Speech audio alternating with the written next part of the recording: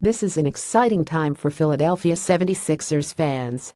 Even with question marks surrounding Joel Embiid's health, the team is on track to be fully healthy in some capacity come opening night. They'll finally get their entire core on the floor for one game, and that in and of itself will be one of the biggest accomplishments of the process so far. Assuming Embiid's on the court, we're beginning to get a clear picture of what the Sixers' offensive structure will be. The Cameroonian will remain the focal point of the offense for the time being, while Ben Simmons will be leaned on heavily as the lead facilitator, both in the half-court and in transition.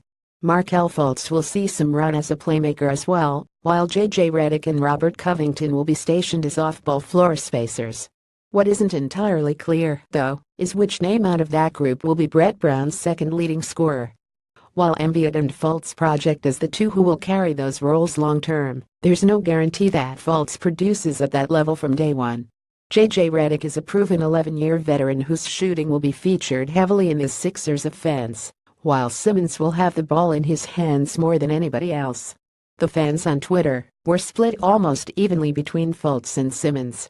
Paul will be the Sixers' highest scorer outside of Joel Embiid next season, the Sixers sense at Sixers Sense September 23, 2017. Those results were a bit surprising.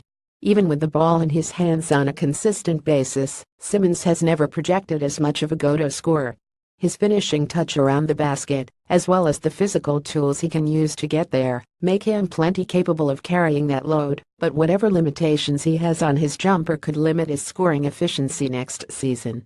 It's also a matter of assertiveness.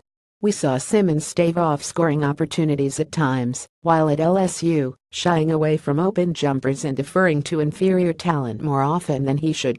Those same tendencies showed up early in his summer league stint back in 2016 as well, but the strides he made last year in Vegas were enough to inspire some optimism.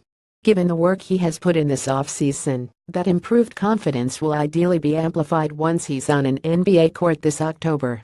With that said, Fultz and Redick are more naturally gifted scorers who will be placed into roles that focus on getting them good looks at the basket. Fultz will need to adjust to playing off the ball more, but screens and dribble handoffs will be used liberally in an effort to get him space both as a shooter and when driving the lane. It's rare that you see a rookie who's as polished as Fultz is when searching out offense, and immediate productivity is expected from him more so than any other point guard in this year's class. When you look back to his time at Washington, it becomes even more difficult to envision Fultz not carrying that load for Brett Brown.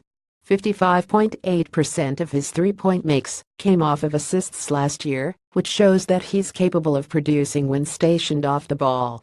The length, fluidity and poise that made him such an effective isolation scorer should translate to finding his spots off the ball as well, and the Sixers are likely committed to working Fultz, who they gave up a hefty price for this offseason, into their offense as quickly as possible.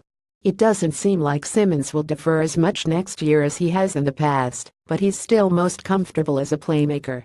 His bread and butter comes when orchestrating plays and setting up teammates with passes typical point guard can't normally make. That's going to benefit a player like Fultz, who spent much of last season producing with relative efficiency as the primary focal point of every defensive game plan. Getting the ball in Simmons' hands and allowing him to make things easier for others is what's going to rocket Philadelphia into the next tier of competitiveness. Asking him to go out there and carry an extensive scoring load when somebody like Fultz is running the floor alongside him might not equate to the most effective version of Brett Brown's offense. Redick will put up some decent scoring totals as well, as Brown will have multiple plays designed specifically for getting him good looks from deep.